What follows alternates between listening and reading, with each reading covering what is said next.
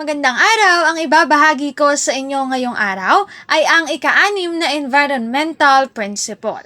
Ours is a finite earth.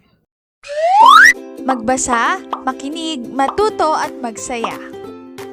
Ako si Binibining Menya. Handa na ba kayo? Tara na, umpisa na nating isa-isahin at pirapirasuhin ang mga detalyeng nakapaloob dito. Maaari kong ibigay ang soft copy ng video na ito, mag-email ka lamang o kaya naman ay mag-message sa aking Facebook page.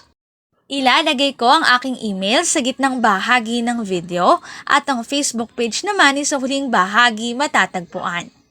Maraming salamat sa panonood! Tulad ng binanggit ko kanina, ang ibabahagi ko ngayong araw ay ang ika-6 na environmental principle. Ours is a finite earth. 7 environmental principles. Tapos ko na ang ibahagi ang nature knows best, gayon din ang all forms of life are important, everything is connected to everything else, everything changes at everything must go somewhere. Ngayong araw, ang ibabahagi ko ay ang ika-6 na environmental principle, ours is a finite earth. Ang ating environment ay binubuo ng renewable and non-renewable. Kapag sinabi natin renewable resources, the resources which cannot be exhausted even after continuous utilization are termed renewable resources. Examples of renewable resources are the sun, wind, and tidal energy. Kapag sinabi natin renewable resources, ito yung mga bagay na mapapalitan naman. Halimbawa ay yung katubigan. Di ba minsan kapag sobrang init natutuyo yung mga ilog, yung mga sapa, pero kapag umulan naman, nare-refill na ulit iyon. Ang sumunod na halimbawa ay mga halaman. Maaari natin itong mapalitan sa pamamagitan ng pagtatanim. Ang ikatlong halimbawa naman ay yung mga hayop. Maaari rin itong mapalitan kapag nagkaroon na ng pagpapalahi.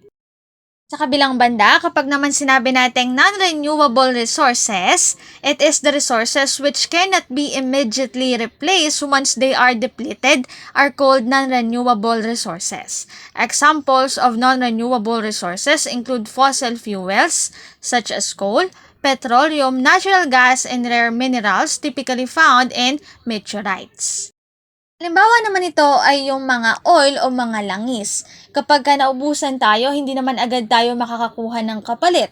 Ang kailangan pa natin gawin ay umangkat sa ibang bansa. Ang kailangan natin gawin ay magtipid, lalo na doon sa mga non-renewable resources. Imbes na gamitin natin sila ng walang pakundangan, ang gawin natin magtipid. Kuhanin lang natin yung mga kailangan natin at isipin din natin yung iba pang tao na gagamit. Hindi lahat ng bagay ay magtatagal at hindi rin natin alam ang hangganan. Dito sa mundo, lahat tayo ay tagapangalaga lamang ng environment. Isipin natin yung iba pang generation, na kapag hindi natin inilagaan kung ano yung meron tayo ngayon, baka kapag dumating na yung mga susunod na henerasyon, ay wala na silang magamit.